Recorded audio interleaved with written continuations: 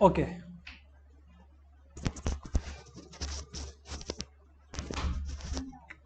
तो चलिए sir start करते हैं अपने बातचीत।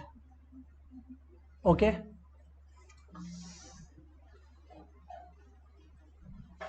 अपने लोग सबसे पहले तो बात का डिस्कशन को दो पार्ट्स में बांट देंगे, राइट। नंबर वन, जहां पे अपने लोग कहानी किस्सा करेंगे अबाउट हाउ टू प्रोसीड, क्या होगा सर, जीवन में कुछ होगा कि नहीं होगा, उस बारे में बातचीत होगा पार्ट वन में। एंड पार्ट टू में the discussion will relate to the subject matter, right. Okay sir, so अपने लोग का इकोनॉमिक्स के अंदर अभी जो फिलहाल सिचुएशन चल रहा है, सबसे पहले एक क्वेश्चन आप लोगों का आएगा before we get into the syllabus analysis, because that is going to be the first part, right. First part में अपने लोग सिलेबस एनालिसिस करने वाले हैं, अब अपने डिस्कस करने वाले हैं कि how what will be our methodology, कि किस तरह से पढ़ने वाले हैं नहीं पढ़ने वाले हैं, उस बारे में बातचीत करेंगे, राइट। सबसे पहला पार्ट, एंड पार्ट टू में we will pick a chapter and attack, ठीक है। एक क्वेश्चन आप लोगों का जो जनरली आने वाला है वो सर ये होने वाला है कि sir what syllabus are we going to follow in economics. मैं पूछा मतलब सर, एक है पेंडेमिक के पहले जो सिलेबस एग्जिस्ट करता था, एंड फिर एक आया रिड्यूस सिलेबस। इकोनॉमिक्स का बात कर रहा हूं, मैथ्स होता तो फर्दर रिड्यूस सिलेबस बोलता, बट रिड्यूस सिलेबस बोल रहा हूं। तो सर क्वेश्चन हमारा ये है आपसे कि रिड्यूस सिलेबस आ रहा है या ओरिजिनल सिलेबस आएगा, क्योंकि हम लोग तो 2022 में बोर्ड एग्जाम्स देंगे। मैं बोला देखो, इसके लिए अपने को वेट करना पड़ेगा आईएससी के कंफर्मेशन का, सीआईएससी काउंसिल के कंफर्मेशन का, number one. Number to, sir आपकी जब तक कंफर्मेशन नहीं आता, सर आपका क्या मेथोडोलॉजी रहने वाला है, तब तक मेरा थिंकिंग रहने वाला है कि सब कुछ आ रहा है, राइट। पॉइंट नंबर थ्री, लेकिन to be more on the safe side what I will do is we are going to start with the chapter जिससे फर्क ही नहीं पड़ेगा कि whether reduce syllabus is coming or the original syllabus is coming, क्योंकि वो chapter दोनों तरफ है। तो सबसे पहले तो अगर इस तरह का कोई भी क्वेश्चन या माइंडसेट है तो वो क्लैरिटी यहां पर आप ले लीजिए। सर बात तो सही है आपका। अब सर थोड़ा सा चलते हैं सिलेबस के अंदर। इस बार का इकोनॉमिक्स, सर आईएससी का इकोनॉमिक्स क्लास 12 का क्लास 11 से अलग है क्या? और हां तो कैसे सर? मैं बोला बहुत, हेवन एंड हेल का डिफरेंस है। सर क्यों? मेरे को यह बात एक्सेप्ट करना पड़ेगा एज अ टीचर कि क्लास 11 में कुछ एरियाज थी जहां मेरे को समझाने के बाद, इंडियन इकोनॉमी को समझाने के बाद, इंडियन इकोनॉमी से रिलेटेड फैक्ट्स बताने के बाद, मेरे को आप लोगों को यह टोन बोलना पड़ता था कि प्लीज इस बात को याद रखिएगा, लर्न कर लीजिएगा, चाहे वो पॉइंट्स का हेड्स हो या वॉट एवर इट इज। समझना ठीक है कि इंडियन इकोनॉमी में इंडिपेंडेंस के टाइम क्या हुआ, सब कुछ ठीक है, समझे अपने लोग, but then there was some kind of रट्टाफिकेशन इन्वॉल्व इन क्लास 11 का सिलेबस। एक्सेप्ट करना होगा, obviously not in the statistics part जो कि 20 मार्क्स का वेटेज कैरी करता था, बट ओवरऑल तो सर ये सिनेरियो था कि आप लोगों को बोलना पड़ता था कि सर कुछ हिस्सा लर्न कर लीजिएगा। लेट मी टेल यू, ऐसा बिल्कुल भी क्लास 12 में नहीं है। क्या क्लास 12 में थ्योरी नहीं है सर? मैं बोल रहा हूं कि हाँ क्लास 12 में थ्योरी है, but this is theory of a nature जहां योर रट्टाफिकेशन will not matter, your understanding will matter. समझ गए हो? बी माई गेस्ट, अपने लैंग्वेज में लिखिए, अपने लैंग्वेज में लिखिए, you will get the marks, because as such कुछ रट्टा मारने वाला चीज नहीं है, देयर इज नो रट्टाफिकेशन process to be involve here, number one. Number two, और क्यों बेहतर है क्लास 12 का syllabus as far as understanding is concern, is कि क्लास 12 का सिलेबस में सम्स है। 11 में तो एक स्टैटिस्टिक्स का एरिया था जहां पे सम्स था, बट 12 में चैप्टर्स के अंदर सम्स है, which are really very beautiful and logical at the same time. एक इकोनॉमी के बारे में प्रैक्टिकल नॉलेज क्लास 12 से मिलता है। मैं आप लोगों को एक बात और बता देता हूं साथ ही साथ, क्लास 12 के बाद जनरली अपने करियर चॉइसेस लेते हैं, ठीक है ना। आप लोग में से कुछ लोग इको ऑनर्स के लिए, कुछ ग्रेजुएशन के लिए, कोई किसी स्ट्रीम में, कोई सिविल सर्विसेज में जाओगे।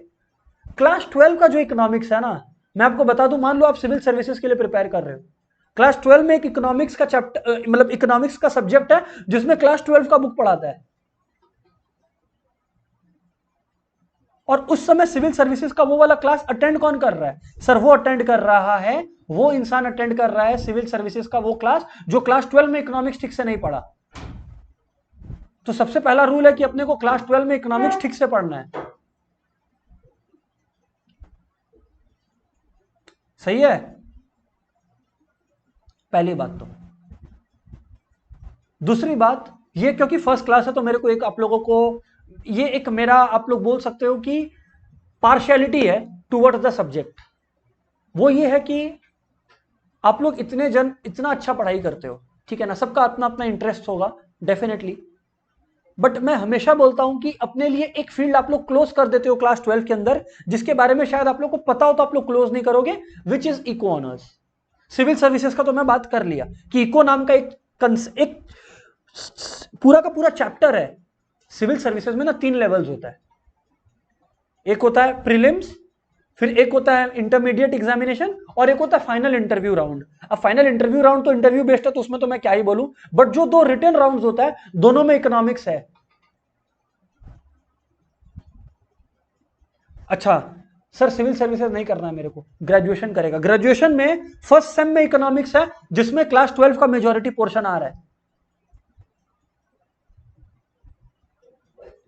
मास्टर्स, आप लोग में से काफी लोग मास्टर्स करोगे अलग अलग सब्जेक्ट्स में, सर मास्टर्स में भी इकोनॉमिक्स है। एक चीज जो इग्नोर चला जाता है, जिसके बारे में ज्यादा स्टूडेंट्स लोग अवेयर नहीं रहते हैं, and I have taken this upon me to create this awareness, वो ये है कि sir eco honours is a field you should not completely ignore. Sir आगे जाके हम क्रिकेटर बनेगा, तो अरे अगर तुम क्रिकेटर बनेगा तो तेरे लिए ये बात काम का नहीं है, बट अगर आगे जाके तुम पढ़ाई करेगा तो तेरे लिए इको ऑनर्स एक ऑप्शन रहना चाहिए ना। और इसका डिमांड है 2 सब्जेक्ट्स में एक्सपर्टीज, और इन दोनों सब्जेक्ट्स के लिए ही भगवान मेरे को पृथ्वी पे भेजा है, मैथ्स एंड इकोनॉमिक्स। अगर इन दोनों पे आपका कमांड है, आप अच्छे हो, आई एम नॉट, देखो if you are brilliant then there is space for you everywhere, but even if you are good in this 2 subjects ना, इको ऑनर्स आपका फर्स्ट ईयर से ही आपको वैसा रिटर्न्स पे करेगा जो शायद बहुत कोर्सेज 4 या 5 साल बाद करता है। पैसा का ही बात करिए ना सर, तो किया पैसा का बात, ये चीज है sir. Sir got the point. आइए अब अपने लोग सिलेबस एनालिसिस में चले, इकोनॉमिक्स का तारीफ बहुत कर लिए, ठीक है ना। तो अगर अपने सिलेबस में चले तो अपना सिलेबस इस बार स्ट्रिक्टली 2 पार्ट्स में डिवाइडेड है। लास्ट टाइम था जो डिवीजन क्लास 11 में, वो बेसिकली 80-20 था, मतलब 100% अगर सिलेबस है तो 80% was related to the various chapter related to Indian economy, LPG and all those things, 20% was related to statistics. The good thing in the current syllabus is it is divided into 50% each, 50% of microeconomics and 50% of macroeconomics. I say again, 50% of microeconomics and 50% of macroeconomics. हाँ, micro economics के अंदर कुछ chapters है, macro economics के अंदर कुछ chapters है। Sir सवाल है कि माइक्रो इकोनॉमिक्स के अंदर क्या क्या चैप्टर्स है, मैक्रो के अंदर क्या क्या है, क्योंकि ये फर्स्ट चैप्टर है, मतलब फर्स्ट क्लास है अपना, तो ऑब्वियसली हर चैप्टर का आप लोगों को एक ब्रीफ फीलिंग तो क्लास में आज ही दिया जाएगा। बट देन ओवरऑल अगर मैं आप लोगों को बात को, मेरे को कोई बोले कि सर समराइज करके बोलिए, तो मैं बोलूंगा देयर इज जीरो रट्टाफिकेशन, टोटली जीरो रट्टाफिकेशन। अगर आप लोग समझ रहे हो, जो कि 11 में नहीं होता था, 11 में I have to appreciate except कि हल्का फुल्का रट्टाफिकेशन था। 12 में sir nothing is expected of you, only understanding understanding and understanding. Sir चलिए, आपने कहा कि 50% वेटेज है each of the 2, micro economics 50% and macro economics 50%। तो सर माइक्रो इकोनॉमिक्स में क्या क्या चैप्टर्स है सर? सबसे पहले तो मैं माइक्रो और मैक्रो का जस्ट एक मीनिंग आप लोगों को याद दिला दूं, क्लास 11 में पढ़ा हुआ है, chapter 1 last page, difference between micro and macro economics. लेकिन कोई बात नहीं, मैं आप लोगों को सिंपली याद दिलाने की कोशिश करता हूं। जब हम लोग बात माइक्रो इकोनॉमिक्स का करते हैं ना, तो हम लोग इंडिविजुअल यूनिट्स का बात कर रहे हैं। आशीष सर कैसा कर रहे हैं, विष्णु सर कैसा कर रहे हैं, विष्णु सर का इनकम क्या है, आशीष सर का इनकम क्या है, XYZ इंस्टीट्यूट का इनकम क्या है, डीपीएस मेगा सिटी कैसा परफॉर्म किया, या डीपीएस न्यू टाउन कैसा परफॉर्म किया, मतलब इस तरीका का क्वेश्चन का बात करते हैं आप। You are talking about individual units in micro economics. Either individual, अब इंडिविजुअल यूनिट्स 2 तरीके से डिवाइडेड है, क्या तो आप इंडिविजुअल कंज्यूमर्स के बारे में बात कर सकते हो या इंडिविजुअल प्रोड्यूसर्स के बारे में बात कर सकते हो। तो माइक्रो इकोनॉमिक्स में यही है, क्या तो इंडिविजुअल कंज्यूमर्स के बारे में है या इंडिविजुअल प्रोड्यूसर्स के बारे में है। यह है माइक्रो इकोनॉमिक्स का outlook briefly speaking. Macro economics का अगर बातचीत करें तो दोस्त मैक्रो इकोनॉमिक्स के अंदर हम लोग इंडिया के बारे में बात करता है, एक पूरी इकोनॉमी के बारे में बात करते हैं, वेस्ट बंगाल की इकोनॉमी, महाराष्ट्र की इकोनॉमी या ओवरऑल इंडिया की इकोनॉमी के बारे में बातचीत करेंगे। तो यहां पर हम लोग नेशनल इनकम जैसे कंसेप्ट को अप्रोच करेंगे। और नेशनल इनकम का तो सर इतिहास गवाह है कि सर अगर क्लास प्रॉपरली कर रहे हो, सम्स भी है, 10 नंबर 8 से 10 नंबर का तो सम्स है नेशनल इनकम का, और वेरी बेसिक इन नेचर। सुन लिए, समझ लिए, प्रैक्टिस कर लिए, एक बार खत्म, डन। 8 में से 8, 10 में से 10 रिकॉर्ड कर लीजिए। करेक्ट, इस तरीका का है ये सिचुएशन। खैर अब सर चैप्टर्स के बारे में बताइए, माइक्रो इकोनॉमिक्स और मैक्रो इकोनॉमिक्स के बारे में।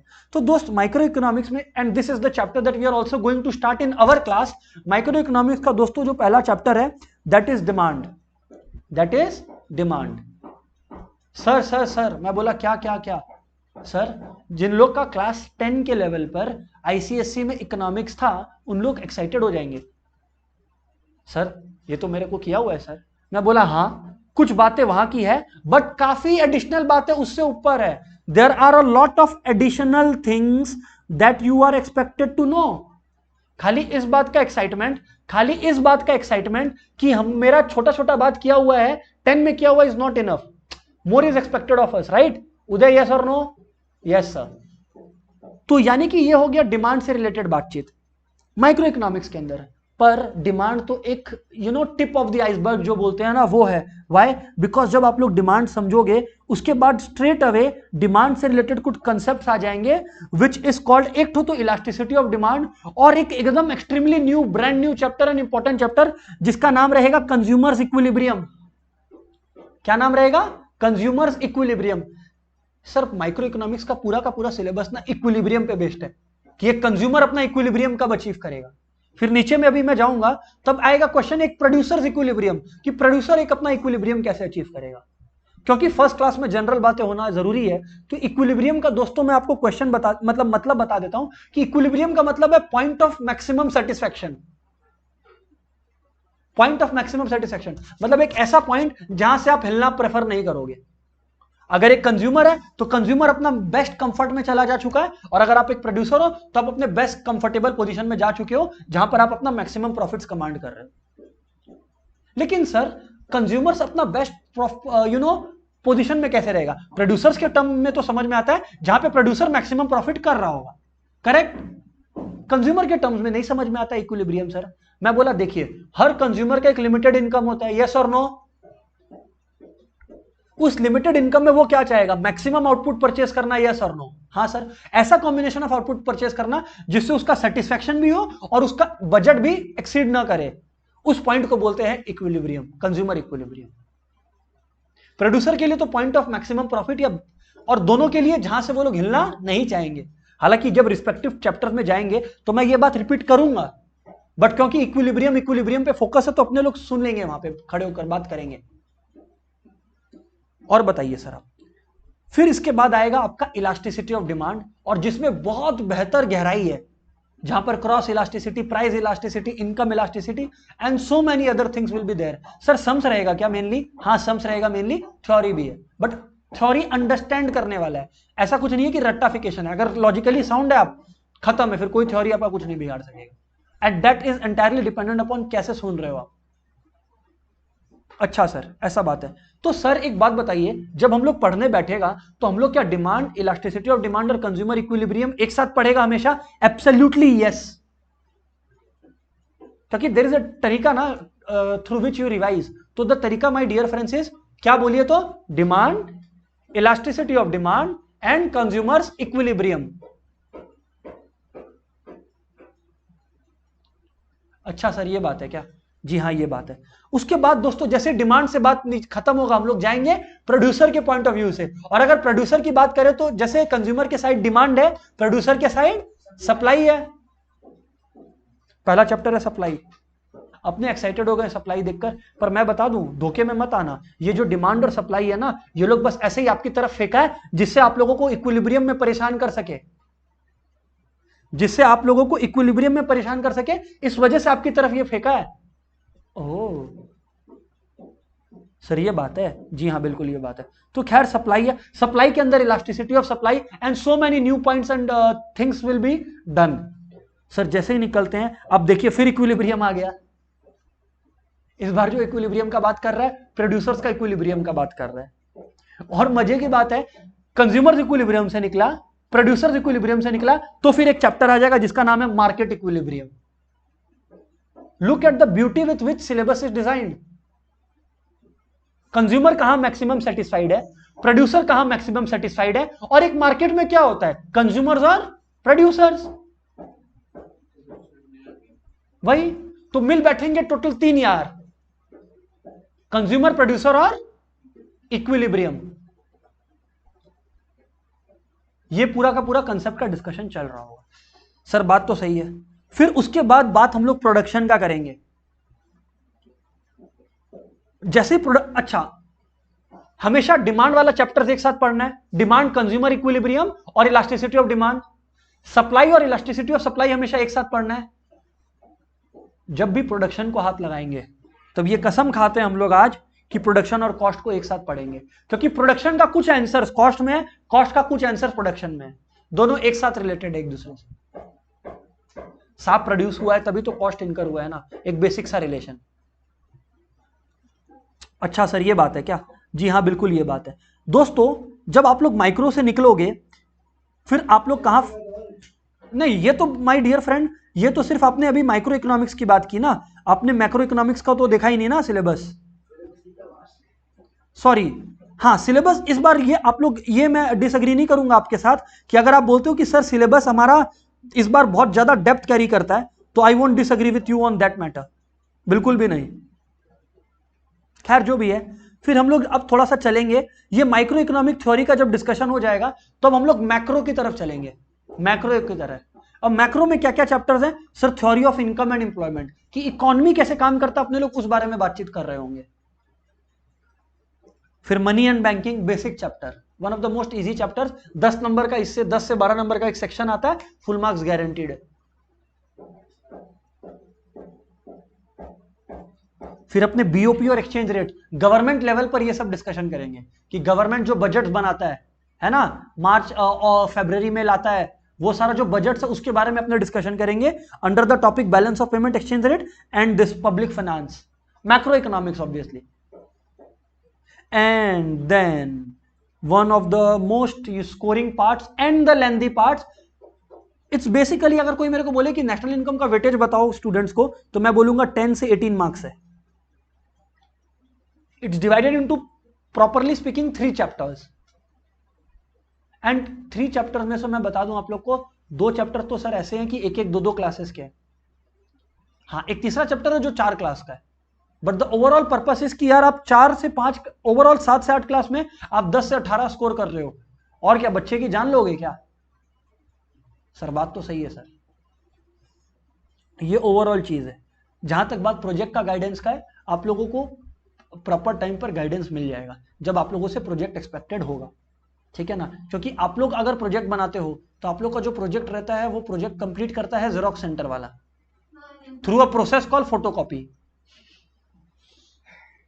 Okay, one of our friends have to say something, बोलिए। Okay, so one of the friends have said कि दे हैव रिसर्च्ड एंड उनको पता चल गया है कि उनके जो भैया है, सीनियर है, उनका ही सेम कॉपी हो रहा है, तो दैट इज द लॉजिक। अब यहां पर एक तो स्कूल ऑफ थॉट ये है जो कि सही है, जो कि सही है, करेक्ट बात है, और एक स्कूल ऑफ थॉट है कि सर कब तक पूर्वजों पर निर्भर रहे, खुद का भी तो नाम करे। तो द पॉइंट इज कि 1-2 तो टॉपिक्स मैं सजेस्ट कर दूंगा out of the given options, जिसका मैं मटेरियल इंफॉर्मेशन शेयर करूंगा आपसे, आइडिया शेयर करूंगा, because that will give you 20 में से 20 फर्स्ट हैंड। क्या होता है ना, काफी बार क्या होता है, इस प्रोजेक्ट में 18 मिला है कोई किसी पूर्वज के प्रोजेक्ट में, तो वो 17-18 ही चलते रहेगा आगे भी, तो अपने लोग बोलते हैं यार खुद करेगा तो 17-18 मिल, खुद करेगा तो 20 आएगा, ये लोग का कॉपी करेगा तो 17-18। पर मेरा मानना है कि अपने को वो 2 नंबर का भी एफर्ट लेना चाहिए, क्योंकि वो 2 नंबर की वजह से भी जिसका एस्पिरेशन है to do eco honours in colleges like Xavier's, they will have to work for that 1 या 2 number, they will have to work. तो द पॉइंट इज दैट। और क्या इसमें सर आप साथ दोगे? हाँ। और इतिहास गवाह है कि जिसमें मेरा हाथ लगा है उस प्रोजेक्ट में 20 से नीचे नहीं आया और ना ही आ सकता है। इस वजह से बोल रहा हूं बिकॉज सर आप तो बहुत ज्यादा घमंडी हो सर, एकदम पसंद नहीं हम लोग को ये बात। मैं बोला नहीं, इसका मेरा एक ट्रिक है जो शेयर कर देता हूं आप लोग के साथ, क्योंकि फर्स्ट क्लास है तो ये सब बात बताना है। प्रोजेक्ट्स में मेरा जो स्ट्रेटेजी रहता है वो होता है आउट ऑफ द बॉक्स कुछ भी कर दो, जो एग्जामिनर एक्सपेक्ट ही ना करे वो कर दो। जैसे मैंने अपने टाइम पे बनाया था एक प्रोजेक्ट मैथ्स का, मैथ्स एंड म्यूजिक। तो कौन एक्सपेक्ट करेगा कि मैथ्स एंड म्यूजिक पे एक प्रोजेक्ट बनेगा? हालांकि उस समय हमारे को ऑप्शंस दिया गया था, आप लोगों को एक लिमिटेड दायरे में काम करना है, पर मैं बोल रहा हूं जो लिमिटेड दायरा है उसके अंदर भी हम लोग बहुत कुछ कर सकते हैं, जो मैं आप लोगों को गाइड करूंगा। तो प्लीज मेक श्योर कि उस तरह से भी आप लोग फ्लेक्सिबल रहें और मेहनती रहें, क्योंकि मेरे तरफ से तो कोई कमी नहीं रहने वाला। Right? All right sir. Sir ये सब बात तो हो गया। अब सर अब आप चलिए और अपना टॉपिक और अपना चैप्टर पे चलिए। ओके? हाँ सर बताइए। तो साहब अपने लोग शुरुआत माइक्रो इकोनॉमिक्स की दुनिया से करेंगे और अपने अच्छा सर अप्रोच यही रहने वाला है, 2 स्टेप्स में अप्रोच रहेगा। नंबर 1, फर्स्ट ऑफ ऑल जब मैं चैप्टर करवा रहा हूँ सर्टेन चैप्टर्स के लिए जिसमें सम्स बहुत ज्यादा रहेंगे, मेरा जो स्टडी मटेरियल है मैं उसको आपके सामने खोलूंगा। कुछ चैप्टर्स के लिए मैं पहले व्हाइट शीट पर लिख लिख कर दिखाऊंगा और फिर जो मेरा स्टडी मटेरियल है as soon as the chapter is over आप लोगों को पहुंच जाएगा, आप लोगों को मिल जाएगा। ओके सर समझ में आ गया। सर ऐसा क्यों? ऐसा इस वजह से बिकॉज अगर जैसे अब मान लो डिमांड में स्टार्ट कर रहा हूं, अब डिमांड में मेरे स्टडी मटेरियल में ग्राफ्स ऑलरेडी बनाए हुए हैं। अब आप लोग अपने एंड से बोलोगे कि सर ये तो बनाया हुआ है, ये ग्राफ बनने का प्रोसेस देखना है कि किस तरह से बन रहा था। सो that is wrong from my side अगर मैं आप लोगों को ये व्हाइट शीट में ना दिखाकर अपना काम आसान करने के लिए स्ट्रेट अवे स्टडी मटेरियल से करवा दूं। मेरे को क्या स्टडी मटेरियल खोलना और उसमें से करवा दिया। सो इस ये कोई कहीं होगा, और कहीं कहीं पे मेरे को स्टडी मटेरियल खोलना होगा आउट ऑफ मजबूरी। जैसे नेशनल इनकम का कोई सम है, वो 1 पेज का क्वेश्चन है, तो वो 1 पेज का क्वेश्चन को मैं थोड़ी ना कॉपी करके दिखाऊंगा आपको, तब सीधा मटेरियल एंड सॉल्व अपने लोग व्हाइट शीट में करेंगे।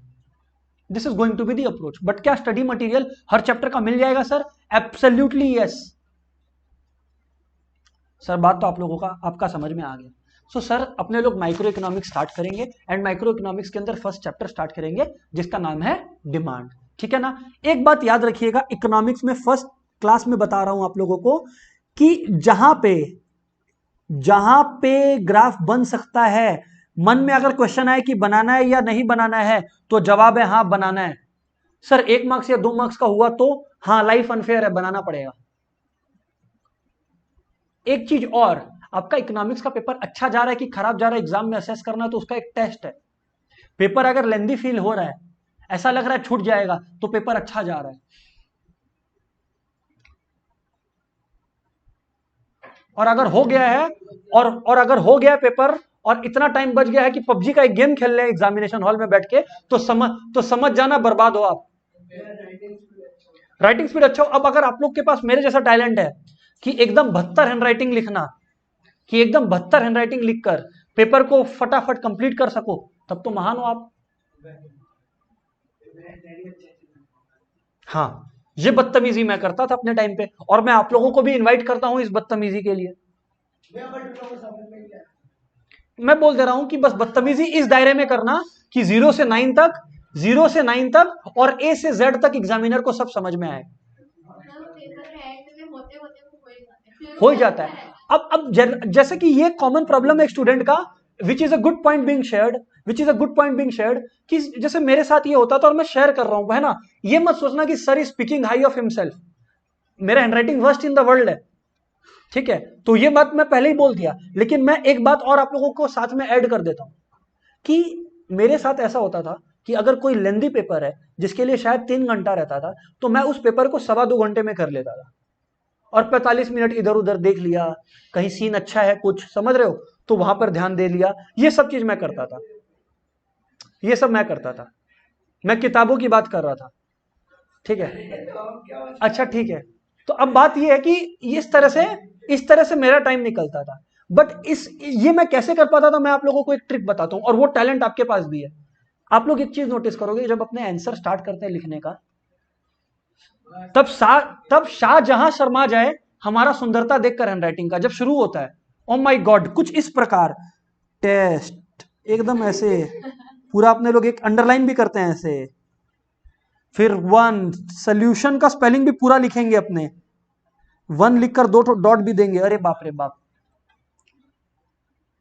और फिर सोल्यूशन 5 में जैसे बन पड़े, हाँ ठीक है ना चलिए, इस तरह से चलता है। तो मेरा जो तरीका रहता था, या मैं जो करता था, मैं फर्स्ट आंसर ही ऐसे लिखता था।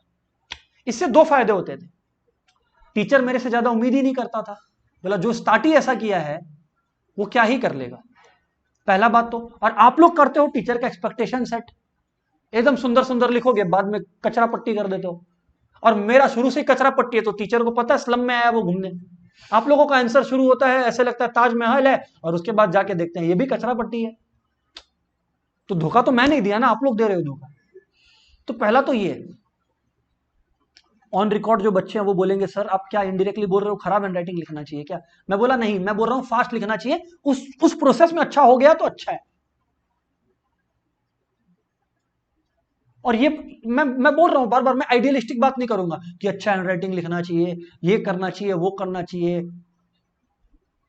2 बार ब्रश करना चाहिए, that is not my style. Correct. तो पॉइंट ये है कि जो भी है, this is what we are going to focus on, कि अपने लोग का पेपर कंप्लीट हो। ये बात पहले भी बोले हैं, और क्लास 11 में भी बोले, और अभी भी बोल रहे हैं, जीवन में प्यार अधूरा रह जाए, पेपर अधूरा नहीं रहना चाहिए, याद रखना प्लीज।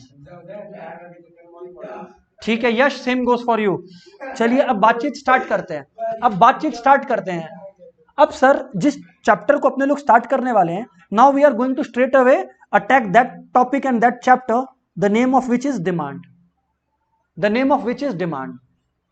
ठीक है ना? सो सर ध्यान से प्लीज बात को सुनिएगा। Sorry, you don't need to copy it down, and yes you must write it down, just do something, you copy it down, okay, कोई इशू नहीं है। बहुत ज्यादा राइटिंग नहीं करेंगे बिकॉज स्टडी मटेरियल में सब इनकॉर्पोरेटेड रहेगा, बट कुछ बातों पर आप लोगों का गौर चाहिए, इस वजह से मैं लिख रहा हूं, ठीक है ना? सुनिए, अभी सुनिए, हाँ लिखने का काम जब होगा तो मैं बताऊंगा, ठीक है ना? अभी सुनिएगा बात को। सर सबसे पहला तो जो मिसअंडरस्टैंडिंग दुनिया में एग्जिस्ट करता है वो होता है डिमांड का डेफिनेशन की है सर। आज अगर मैं इंग्लिश लिटरेचर के सेंस में आप लोगों को बताऊं, याद रखना economics is characterised by specification and graphs का मौजूद रहना जरूरी है, बोल चुका हूं। स्पेसिफिकेशन मतलब मैं स्पेसिफिक वर्ड्स यूज करूंगा, इकोनॉमिक्स में यूज होता है जिसका स्पेसिफिक लॉजिक है, तो वही आपको भी यूज करना जरूरी है। अब जैसे फॉर एग्जांपल डिमांड, आज अगर किसी, अच्छा जब भी ये चैप्टर डिमांड पढ़ रहा हूं या पढ़ा रहा हूं, हमेशा किसके पॉइंट ऑफ व्यू से सोचना है? कंज्यूमर के पॉइंट ऑफ व्यू से, हमेशा कंज्यूमर के पॉइंट ऑफ व्यू से सोचना है कि साहब कंज्यूमर को कैसा लग रहा है, सीधी बात, नो बकवास। अब अगर मैं इंग्लिश लिटरेचर का बात करूं तो इंग्लिश लिटरेचर बोलता है कि, आराम से कॉपी करना नहीं है आप लोग, सुनिएगा। डिमांड बोलता है कि demand is the quantity consumed of a commodity, कुछ गलत नहीं है, किसी कमोडिटी का कितना क्वांटिटी कंज्यूम होगा दैट इज डिमांड, कोई दिक्कत वाली बात नहीं है। नहीं सर कोई दिक्कत वाली बात नहीं है, बट इकोनॉमिक्स बोलता है, रुक जा, इकोनॉमिक्स बोलता है demand is the quantity consumed of a commodity at a particular price at a particular point of time. आप देख रहे हो इकोनॉमिक्स का specification, at a particular price at a particular point of time भी जुड़ा। जैसे ही at a particular price, copy नहीं करना है जो मैं लिख रहा हूं अभी, कॉपी नहीं करना, जो कॉपी करना होगा बोल दूंगा। अब आप लोगों का स्ट्रेट अवे क्वेश्चन आएगा कि सर ऐसा क्यों, एट अ पर्टिकुलर प्राइस और eight a particular point of time क्यों? मैं बोला एक सीधी सी बात है ना, हालांकि डिस्कशन बहुत ज्यादा हुआ नहीं आप लोग के साथ, बट एक सीधी सी बात यह है कि मान लीजिए आप अपने लोग अलग अलग प्राइसेस पे, अपने लोग अलग अलग प्राइसेस पर अलग अलग क्वांटिटी कंज्यूम एनालाइज कर रहे हैं, ठीक है ना? प्राइस है 10 रुपीज, 20 रुपीज, 30 रुपीज।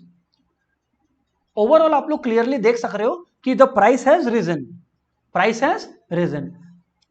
सर और कुछ आप लोगों को मालूम हो नहीं हो, इट इज इमटेरियल, बट ये बात आप लोग मेरे से अग्री करोगे टोटली कि इस सिनेरियो में सर जो क्वांटिटी का होने वाला है आपका, क्वांटिटी का कुछ इस प्रकार होने वाला है सर आपका कि जो क्वांटिटी है वो घटने वाला है।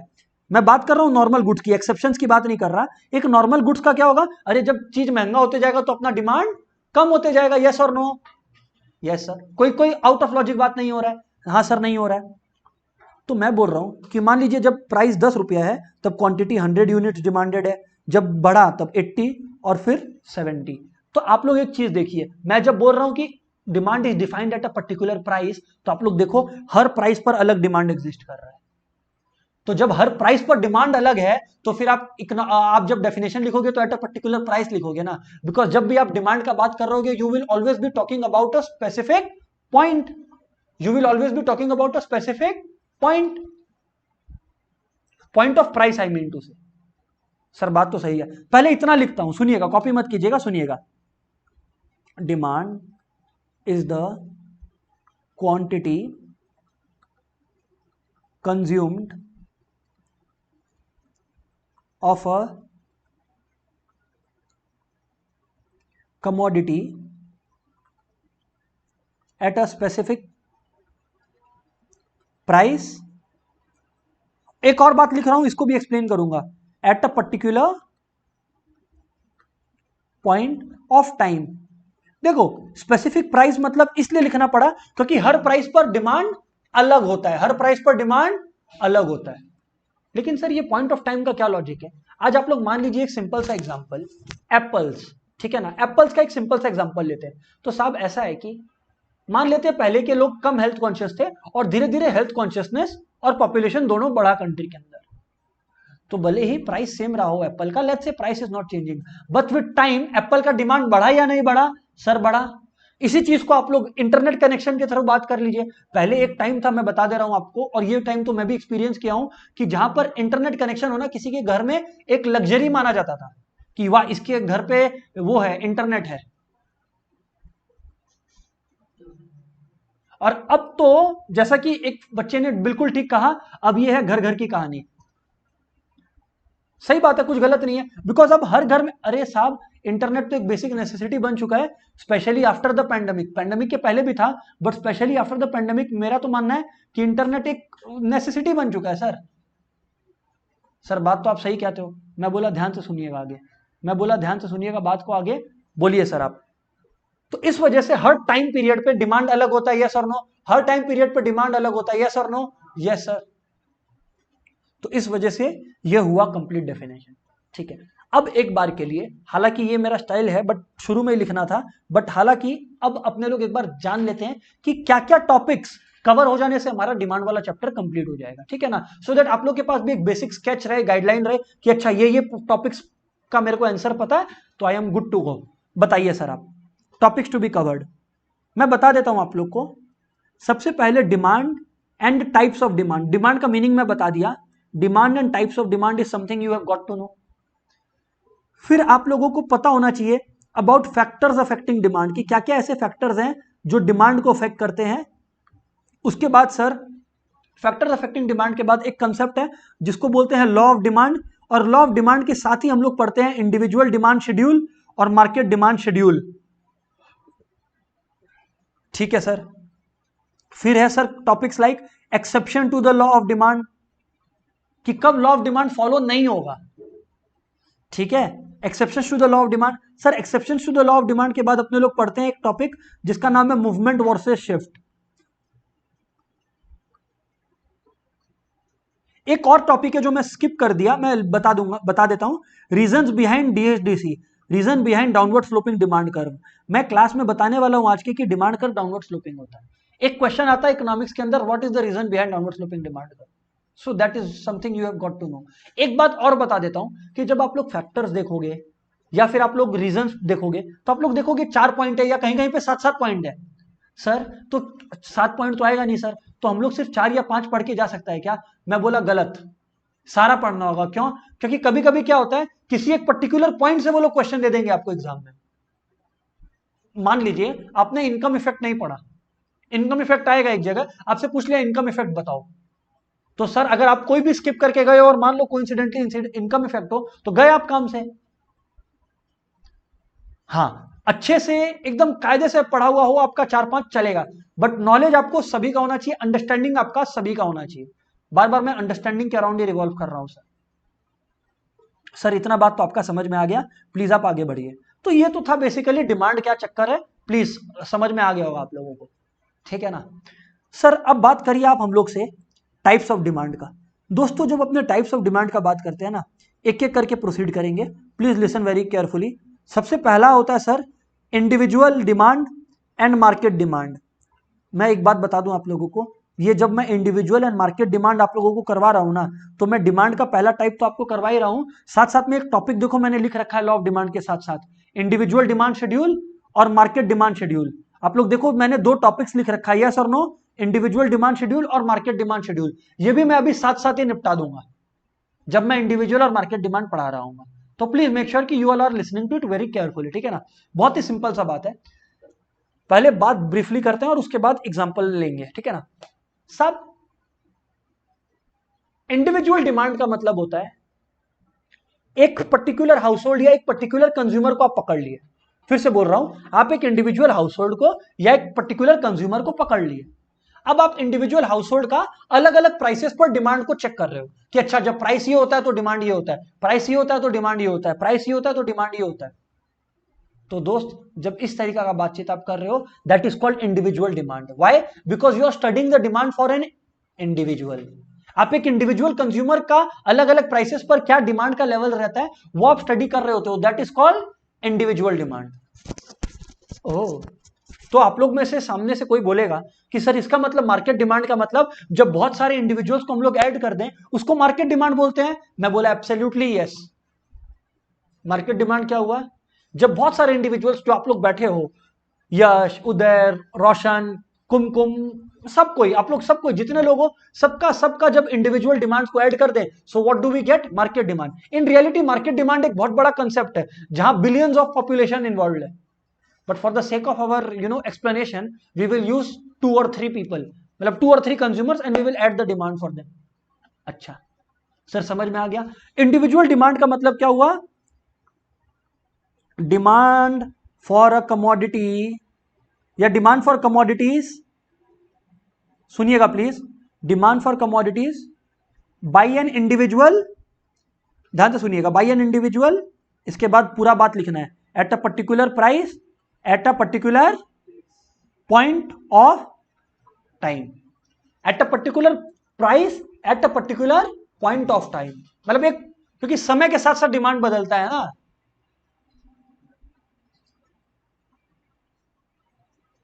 अच्छा सर, अरे समय के साथ साथ डिमांड बदलता है का एग्जांपल है, जब अपने छोटे थे तो अपने जॉनसन्स बेबी पाउडर लगाते थे। अभी भी आप लोग में से कोई लगाता है क्या? और लगाता है तो बताना मत प्लीज क्लास में, ठीक है, क्लास में बताना मत प्लीज। सिंपली स्पीकिंग नहीं, डिमांड चेंज हो गया सर। अभी हम लोग सर गुच्ची और अरमानी पहनता है, हम बोला ठीक है, शो ऑफ मत करो, चलो ठीक है, खैर जो भी है अभी सुनिएगा। हाँ ठीक है, कोई डर्मिकुल लगाता तो वो भी अच्छा है, ठीक है, अच्छा बात है। तो जो भी है, this is individual and market demand का बातचीत कि सर इंडिविजुअल डिमांड में अपने लोग एक इंडिविजुअल कंज्यूमर का डील करते हैं और सेम चीज अपने लोग लिखेंगे demand for commodity by all the consumers, तो वो मार्केट हो गया, मतलब बाई ऑल कंज्यूमर्स मतलब मार्केट हो गया, eight a particular price at a particular point of time. आप लोग एग्जाम में ऐसे शॉर्टकट नहीं दीजिएगा, मैं आप लोगों को समझाने के लिए दे रहा हूं। अब सर इंडिविजुअल और मार्केट डिमांड का जहां तक बातचीत है वो तो खत्म हो गया यहां पर, बट एक बाद में हेड आने वाला है, individual demand schedule, market demand schedule, individual demand curve, market demand curve, वो सारा चीज को मैं यही रैप अप कर दे रहा हूं, क्योंकि इंडिविजुअल और मार्केट डिमांड तो आप लोगों को समझा ही दिया, तो लगे हाथ में इसको भी निपटा देता हूं। अब याद रखिएगा सर, जब भी इकोनॉमिक्स में आप लोग सुनोगे ना शेड्यूल, तो ऐसा फीलिंग आएगा कि बहुत बड़े हो गए हैं सर, कुछ बहुत बड़ा होने वाला है लाइफ में। टेबल का बात है, शेड्यूल का मतलब टेबल होता है, ठीक है ना। शेड्यूल का मतलब क्या होता है सर? टेबल होता है। ओह, तो मतलब individual demand schedule, individual demand का टेबल और मार्केट का बनाना है, that's what schedule is basically all about. Sir example दीजिए, मान लीजिए अलग अलग प्राइसेस लिखता हूं मैं, सुनिएगा, हाँ, प्राइसेस, और ये हो गया क्यू ए। क्यू ए मतलब quantity demand, quantity demanded by a consumer A. तो प्राइसेस आप अपने हिसाब से चूज कर लो, डिमांड बस गिर रहा है, ठीक है सर। सर सेम से गिरे ये जरूरी नहीं है, ये तो बस मैंने कुछ एग्जांपल लिया। इसको बोलते हैं इंडिविजुअल डिमांड शेड्यूल, इसको क्या बोलते हैं अपने? Individual demand schedule. लगे हाथ इंडिविजुअल डिमांड कर्व भी बना दीजिए सर। एक काम करते हैं, मार्केट डिमांड शेड्यूल बनाते हैं, फिर इंडिविजुअल डिमांड और कर्व और मार्केट डिमांड कर्व भी बना लेंगे। Alright sir. Sir market demand schedule क्यों है सर? मैं बोला ध्यान से सुनिएगा, बहुत इजी कंसेप्ट है। Quantity demanded by consumer A, आप लोग कोई भी दो कंज्यूमर को लीजिए ना, इनफ है। Quantity demanded by consumer B, और फिर straight away market, straight away market. तो सर जब आप मार्केट का बातचीत करोगे, सर जब आप मार्केट का बातचीत करोगे तो क्या होगा सर? प्राइसेस है 10, 20, 30 और क्वांटिटी डिमांडेड है मान लो ए का 80, 75, 70 और बी का है, इसका एम लिख देता हूं मैं, ठीक है, हाँ इसका है लेट्स से 60, 35 और 30। मेरी मर्जी है ना, मैं कैसे भी चेंज करूं। ये दो इंडिविजुअल्स का हो गया, अब दोनों को ऐड कर देंगे तो मार्केट का हो जाएगा। ओह तो ये तो बात बहुत ही ईजी है। मैं यही बोला कि देखो आप लोग ये महसूस करो कि थ्योरी चल रहा है बट देन कुछ बोझ भी नहीं लग रहा बिकॉज रट्टाफिकेशन नहीं है ना। Sir got it. तो 80 plus 6 my dear, one of the very good question by one of our friends कि सर प्राइस बढ़ रहा है तो क्या डिमांड हमेशा कम ही होगा क्या? मैं बोला नहीं, अभी हम लोग जो अजम्पशन लेके चल रहे हैं ना इंडिविजुअल और मार्केट का, हम लोग मान रहे हैं कि नॉर्मल गुड्स है, और नॉर्मल गुड्स में यस माय डियर फ्रेंड यही होता है कि जब प्राइस बढ़ता है तो क्वांटिटी कम होगा हमेशा। लेकिन क्या सारे गुड्स के लिए यही है? नहीं, उसको अपने लोग exception to the law of demand में पढ़ने वाले हैं, और आप लोग देख सकते हो कि मैंने एक हेड लिखा भी है, एक्सेप्शंस। बिल्कुल, चलो ठीक है, अभी ध्यान से सुनो आप लोग। मार्केट का बातचीत करेंगे अब अपने लोग। अब जब मार्केट का बात करेंगे तो अपने लोग इंडिविजुअल्स का जो लेवल है उसको ऐड कर देंगे। 80, 60, 140, 75, 35 का तो है सर, 80 इधर मतलब 110, और ये फाइनली 100। सर बेहतर बात है, सर बेहतर बात है। और बताओ सर, अब ये हो गया इंडिविजुअल डिमांड शेड्यूल और मार्केट डिमांड शेड्यूल। अब मैं आप लोगों को बोल दूं कि एग्जाम में अगर आया right short notes on individual demand schedule and market demand schedule, तो आप लोगों को सबसे पहले इंडिविजुअल डिमांड और मार्केट डिमांड को डिस्क्राइब करना है 2 लाइंस में, एंड फिर ये शेड्यूल बनाना है। लेकिन अगर एग्जाम में आया कर्व बनाओ, तो कर्व तो बनाना ही है, शेड्यूल भी बनाना है। ओ मतलब शेड्यूल बनाना है तो सिर्फ शेड्यूल बनाना है, लेकिन कर्व बनाने बोला है तो शेड्यूल भी बनाना पड़ेगा। अच्छा सर ऐसा बात है? जी हाँ बिल्कुल ऐसा बात है। सर अब आप बताइए ग्राफ कैसा है? ग्राफ कैसा है? ग्राफ बनाने का भी एक लॉजिक है, ऐसा नहीं है कि कुछ भी करके आ गए और नंबर मिल जाएगा, नहीं होगा। ग्राफ बनाने का भी लॉजिक है। जब इसको दिखाएंगे तो एक सिंगल लाइन में होना चाहिए। क्या?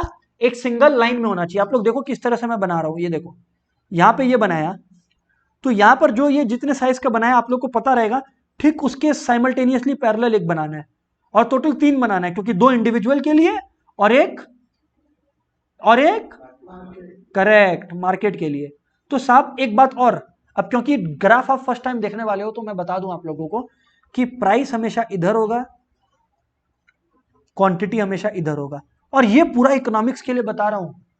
मतलब till the end of our curriculum आप लोग पाओगे कि क्वांटिटी हम लोग नीचे वाला एक्सिस में ही डेमोन्स्ट्रेट करेंगे, और ये जो बाजू वाला वाई एक्सिस है उस पर हम लोग क्या डेमोन्स्ट्रेट करेंगे सर? फैक्टर्स, बिल्कुल प्राइस, बट अदर फैक्टर्स भी, जैसे इनकम आएगा and so many other things, वो वाई एक्सिस पर जाएगा। But quantity is something my dear friends, production में भी अपने जाएंगे तो प्रोडक्शन में भी मैं बताऊंगा आपको कि क्वांटिटी ऑफ लेबर या यूनिट्स ऑफ लेबर वो भी वापस से एक्स एक्सिस पर ही रहेगा, एक्स एक्सिस में रहेगा। बिल्कुल सही, बिल्कुल।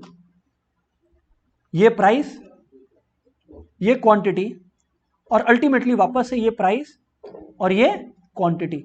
एक बात प्लीज ध्यान से सुन लीजिएगा कि यहां पर आप लोग लिख दे कायदे से कि ये है कंज्यूमर ए के लिए साहब, ये है कंज्यूमर बी के लिए, और ये है, बिल्कुल थैंक यू, टोटल भी लिख सकता थे बट ठीक है, one of our friends is asking market, तो ये लीजिए मार्केट। सही बात है। एक बात और अपने लोगों को समझना है, और ये डिसिप्लिन अपने अंदर रहना चाहिए कि देखो प्राइस तो 10, 20, 30 ही है, प्राइस तो 10, 20, 30 ही है, तो अगर यहां पर 10 हम लिखा है तो दैट डज नॉट मीन हम इसका 10 यहां पे लिखेगा, नहीं, that should be eight the same level, that should be eight the same level. 10, 20, मोटा मोटी अंदाजा लगा के या रूलर रख के आप लोग देख सकते हो। अब एग्जामिनर बैठ के हर पेपर में रूलर लग के नहीं रखेगा, ए तोर x सेंटीमीटर ऊपर छिलो, ये सब कुछ चीज क्या ना, ऐसा नहीं बोलेगा। वो एक सेंटीमीटर का हो सकता है, बट देन ओवरऑल आप लोगों का वो होना चाहिए।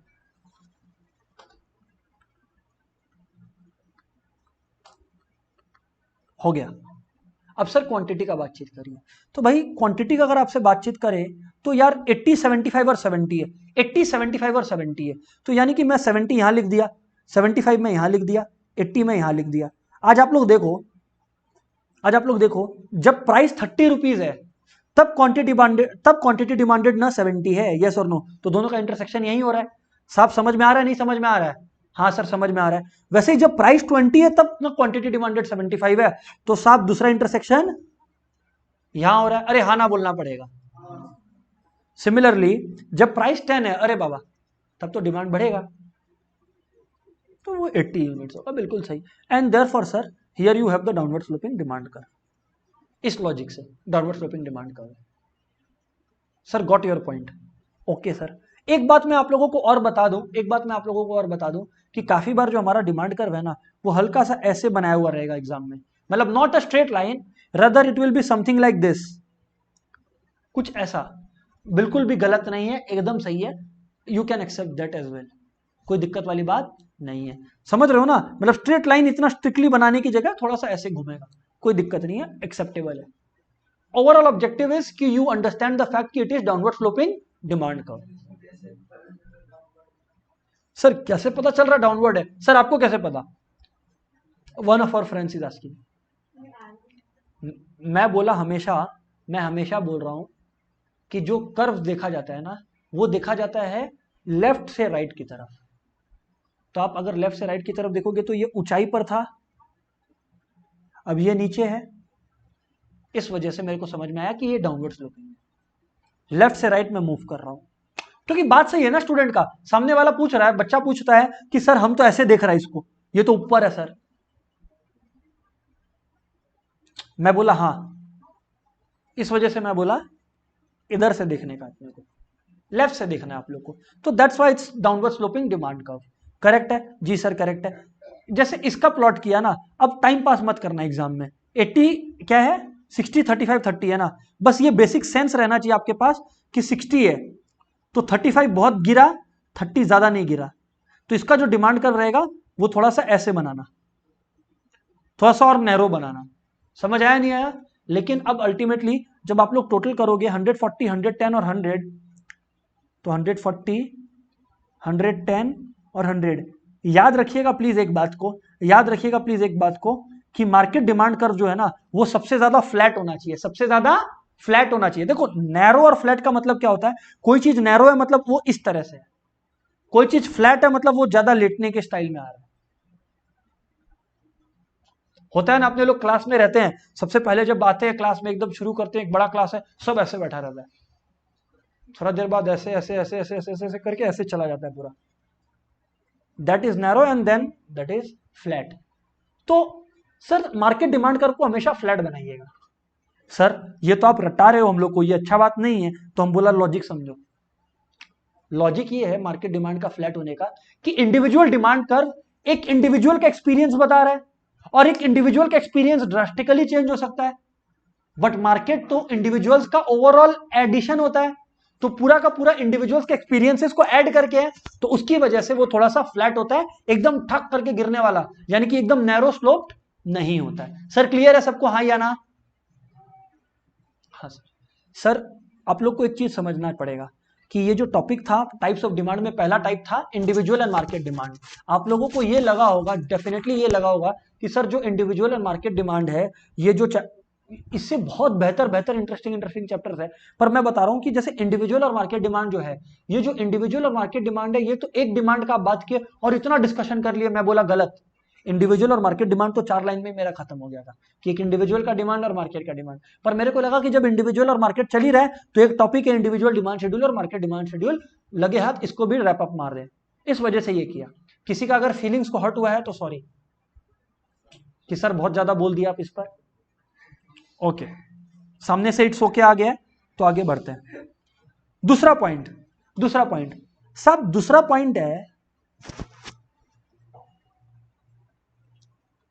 Joint demand. हम साथ साथ है,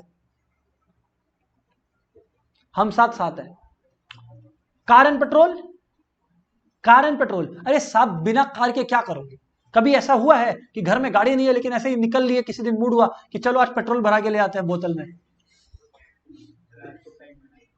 आज टाइम काफी है पापा, हम जाके पेट्रोल ले आते हैं सर। पापा भी बोलेंगे पागल हो गया क्या तुम? तो यानी कि ज्वाइंट डिमांड का मतलब demand for those goods which are used और रिक्वायर्ड टुगेदर। एग्जाम्पल में कार एंड पेट्रोल, या फिर अपने लोग को लिखना है पेन एंड रिफिल, ये सब लिखना है। मैं ऐसा ऐसा आंसर शीट चेक किया हूं जहां पे ज्वाइंट डिमांड में लोग हीर रांझा लैला मजनू लिखे हैं।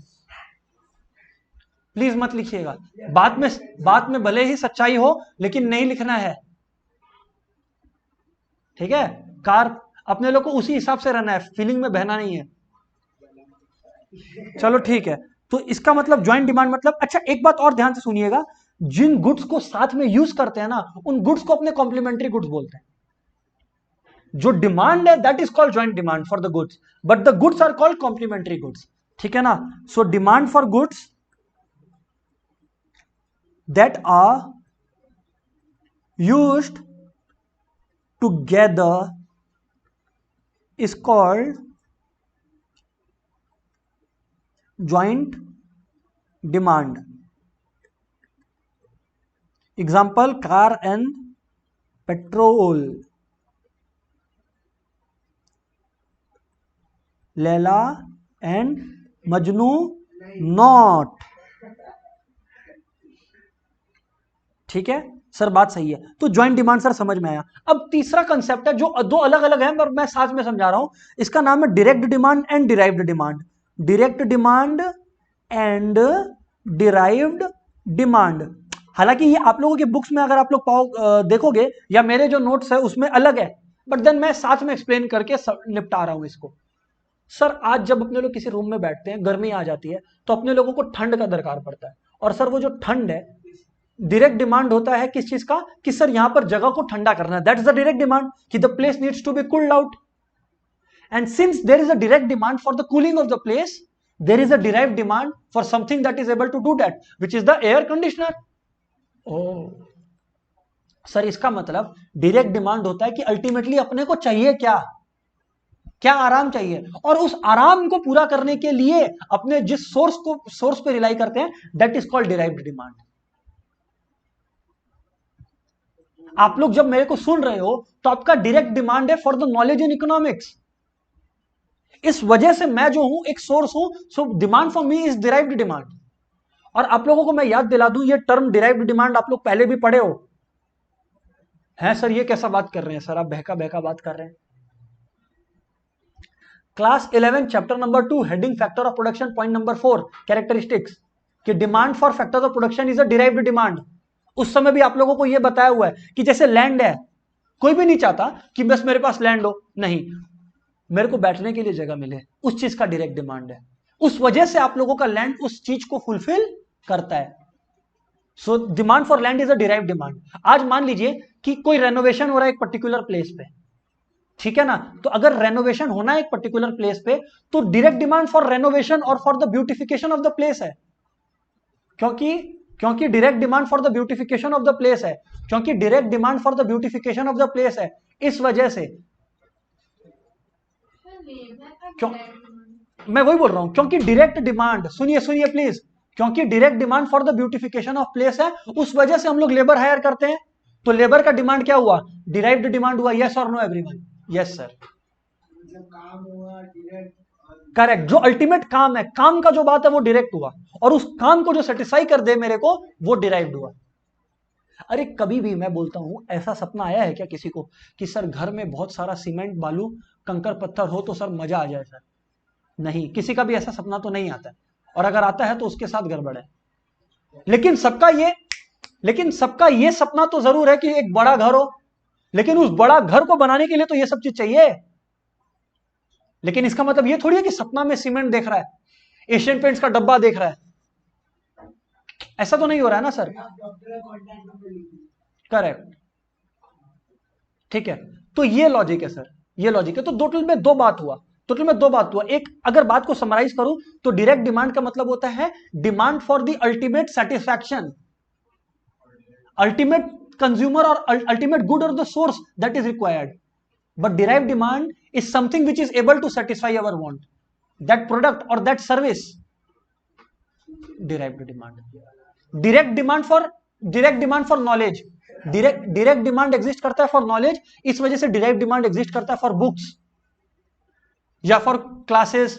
अंडरस्टूड? यस सर, समझ में आ गया। So that's the concept of direct and derived demand. ठीक है सर, बात आपका समझ में आता है। और बात कीजिए सर आप, मैं बोला ध्यान से सुनिए, ध्यान से सुनिए। नेक्स्ट कंसेप्ट है composite demand. Sir composite demand का क्या मतलब होता है दोस्त? कंपोजिट डिमांड का मतलब होता है demand for those commodities, composite demand का मतलब होता है demand for those commodities which have multiple uses, which have multiple uses. Sir electricity,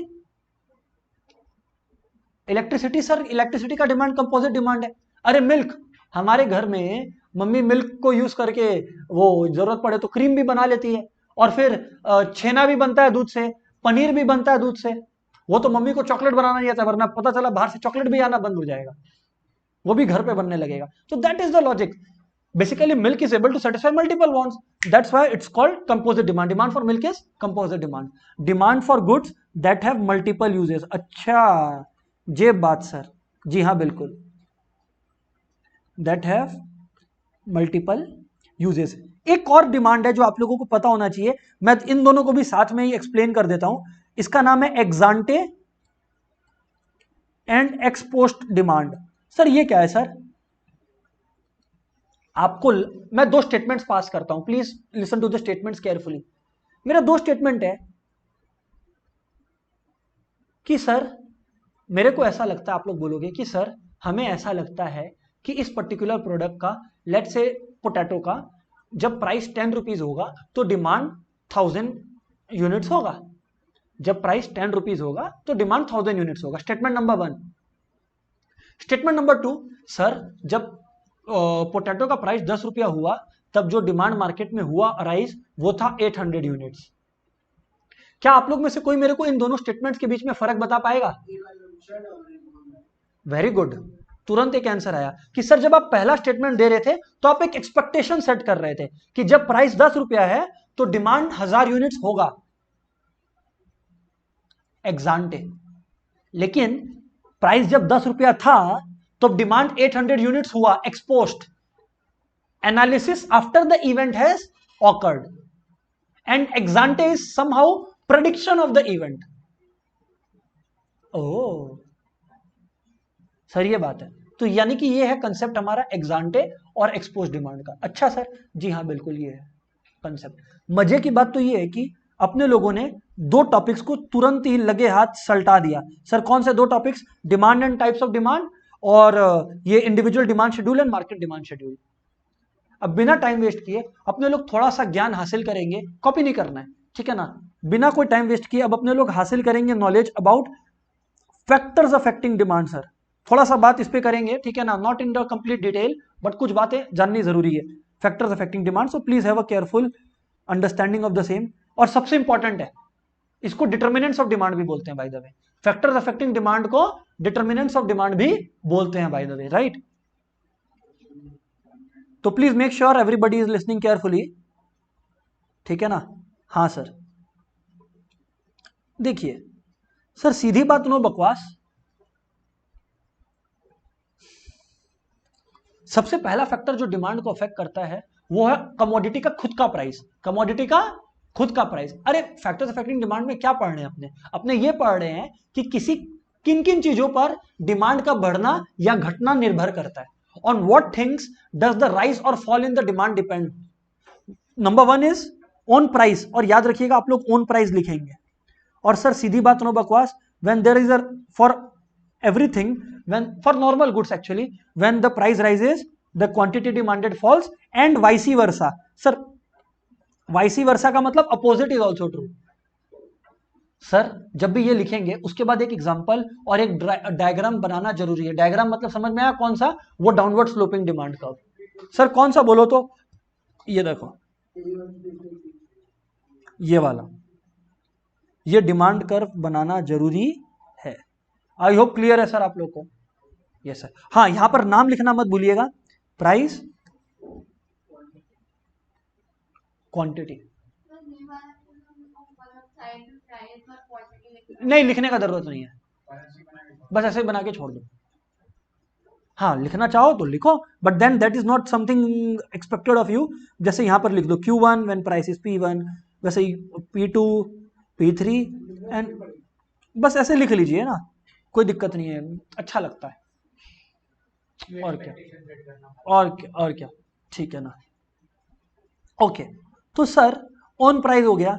दूसरा पॉइंट है दोस्त जिसके बारे में बातचीत करेंगे अपने, वो है इनकम ऑफ द कंज्यूमर। क्या? Income of the consumer. Sir income of the consumer में ना अपने को अपना डिस्कशन को बांटना पड़ेगा 3 हिस्सों में। 3 हिस्सों में हमारा डिस्कशन बढ़ता है इनकम ऑफ द कंज्यूमर में। सर कौन से 3 हिस्सों में बटेगा सर? मैं बोला सुनिएगा। सबसे पहला हिस्सा होता है जिसको अपने लोग बोलते हैं नॉर्मल गुड्स। सर एक बात सीधी सी है ना कि अगर मेरा इनकम बढ़ेगा तो हम और टूरिज्म करेगा, हम और ट्रेवल करेगा। मेरा इनकम बढ़ेगा तो हम और नया नया कपड़ा पहनेगा। सर बात तो सही है आपका। ये हो गया आपका इनकम ऑफ द कंज्यूमर में पहला नॉर्मल गुड्स। ठीक है, डिमांड कर्व मैं तीनों के लिए बनाऊंगा, बट नॉर्मल गुड्स का एग्जांपल आप समझ गए ना। नॉर्मल गुड्स का जो आपका एग्जांपल है वो हो गया आपका, जैसा कि मैंने दिया, cloth, tourism and all those things. Sir बात तो क्लियर है आपका? सर नेक्स्ट बात करिए ना प्लीज। मैं बोला ओके नेक्स्ट बात करता हूं। नॉर्मल गुड्स के बाद सर आपका ये अराइज होता है, क्या नाम है इसका? Inferior goods. सर आप लोग समझने की कोशिश करिए कि इंफीरियर गुड्स का क्या लॉजिक है। देखो मैं सिर्फ ये बोल दिया कि इंफीरियर गुड्स में इनकम बढ़ने से डिमांड कम होगा, तो लॉजिक समझ में नहीं आएगा। लॉजिक पे चलते हैं। आज मान लीजिए, जैसे मैं हमेशा ये एग्जांपल को राइस के थ्रू देता हूं। अब राइस का ना अलग अलग ग्रेड्स होता है, राइस का अलग अलग क्वालिटीज होता है, ठीक है ना। टॉप लेवल बासमती है, उसके नीचे गोविंद भोग, तुलसी भोग, एंड देन लास्ट में जाते जाते आप लोगों का एक आता है जिसको बोलते हैं पहाड़ी चावल, ठीक है ना। अब पहाड़ी चावल is something which comes at a very low cost, right, and generally consumed by the people who do not have sufficient means, who do not have sufficient means। अब आप लोगों को एक चीज समझना पड़ेगा। सर क्या चीज समझना पड़ेगा? आपको यह समझना पड़ेगा कि अगर एक इंडिविजुअल का इनकम कम है तब that person is consuming inferior good, मतलब पहाड़ी चावल। बट यार अगर उस इंडिविजुअल का इनकम बढ़ेगा, अगर उस इंडिविजुअल का इनकम बढ़ेगा, आप लोग बताइए ना, अगर उस इंडिविजुअल का इनकम बढ़ेगा तो क्या वो अब इंफीरियर ही गुड्स खाएगा? क्या नहीं, वो नेक्स्ट लेवल में जाएगा। ऑब्वियस बात है, एक साथ 3-4 लॉटरी तो लगा नहीं है कि सीधा इंफीरियर से सीधा बासमती खाने लग गया, बट एक लेवल अप तो जाएगा। कहने का मतलब ये है कि अगर इनकम बढ़ा तो demand for inferior goods will fall. Yes और नो? क्योंकि इनकम बढ़ा तो I will shift to a better good ना यार। ओह, मैं लिख दूंगा ये रिलेशन, मैं लिखा नहीं हूं अभी, मैं लिख दूंगा, एग्जांपल दे रहा हूं। लो ग्रेड राइस या कुछ भी ऐसा लिख लो, आपकी मर्जी है। ऑल राइट सर, ठीक है। और एक तीसरी बात सर है जो रिलेट करती है इनएक्सपेंसिव नेसेसिटीज से। सर आपकी बात समझ में नहीं आई हमें, मैं बोला ध्यान से सुनना। इनएक्सपेंसिव नेसेसिटीज मतलब वो चीजें जो जरूरी तो है बट ओवरऑल हमारा सालाना इनकम, ईयरली इनकम उस पर इतना ज्यादा लगता नहीं है। सर समझ नहीं आया, कुछ एग्जांपल दोगे क्या? मैं बोला हाँ एग्जांपल देता हूं। सर बताओ फिर आप क्या एग्जांपल है? मैं बोला ध्यान से सुनिएगा, नमक, मैच स्टिक। अरे अगर किसी का घर पे इनकम बढ़ जाता है तो और नमक खाने लगेगा क्या? या और माचिस ले आया, मम्मी मेरा सैलरी बढ़ गया, ये लो माचिस। ऐसा तो नहीं होगा ना सर, सीधी सी बात है। So this is what I am saying कि इनएक्सपेंसिव, हाँ काफी ऐसे हाउस होल्ड होते हैं जिनका फैमिली कंडीशन वीक रहता है।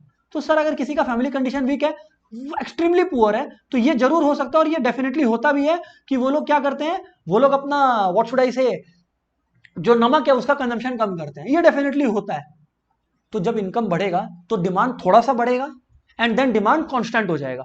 उसके बाद इनकम बढ़ रहा है बट डिमांड बहुत ज्यादा नहीं है। अब मुकेश अंबानी को कभी थोड़ी देखो कि नमक का पहाड़ पे बैठ के नमक खा रहा है। उस लॉजिक से अगर जाएं कि अगर कर तो that is the logic. Example salt. तो अब सर मैं आप लोगों को सबका एक डिमांड कर मतलब to explain the relationship rather than writing the relationship I am just drawing the diagram for the same, right? Okay,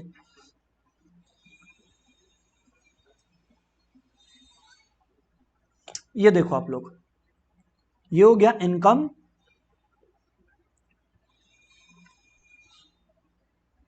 ये हो गया क्वांटिटी। तो अगर सर नॉर्मल गुड्स का बात किया जाए तो इनकम के साथ साथ बढ़ता है ये क्वांटिटी, तो क्योंकि हम साथ साथ है तो जो डिमांड कर्व होगा वो अपवर्ड स्लोपिंग होगा। इनकम बढ़ रहा है, डिमांड बढ़ रहा है, इनकम बढ़ रहा है, डिमांड बढ़ रहा है। ये हो गया नॉर्मल गुड्स का पिक्चर सर। लेकिन सर अगर आप हमसे बात करो, हमारे से बात करो आप अबाउट ये इनकम, ये क्वांटिटी, अगर आप हमारे से बात करो अबाउट इंफीरियर गुड्स, तो सर जानी दुश्मन वाला रिलेशन है, एक बढ़ेगा तो दूसरा, इनकम बढ़ रहा है तो इंफीरियर गुड्स का डिमांड कम होगा ना, डाउनवर्ड स्लोपिंग। और सर मजे की बात तो ये है जब आप लोग को इनएक्सपेंसिव का दिखाया जाएगा कर, जो कि last discussion for the day है, वो क्या है, आज आप लोग अगर इनएक्सपेंसिव को देखो तो इनएक्सपेंसिव में जैसा मैंने कहा ये इनकम इधर पे, ये क्वांटिटी इधर पे, ठीक है? तो आप लोग देखो क्या होगा, डिमांड धीरे धीरे बढ़ रहा है, हौले हौले बढ़ा, हल्का हल्का डिमांड बढ़ा, और एक बार डिमांड हल्का हल्का बढ़ गया उसके बाद डिमांड क्या हो गया, कांस्टेंट। उसको दिखाने के लिए ऐसे कर, to show the constant position, correct? ये हैंड रिटन नोट भी आप लोगों के साथ शेयर कर दिया जाएगा, ठीक है ना? तो कोई टेंशन लेने वाला बात नहीं है sir. That's all we have for the day, bye bye everyone. Sorry, ये इनएक्सपेंसिव नेसेसिटीज का, बिल्कुल लिख भी दे रहा हूं यहाँ पे, ठीक है।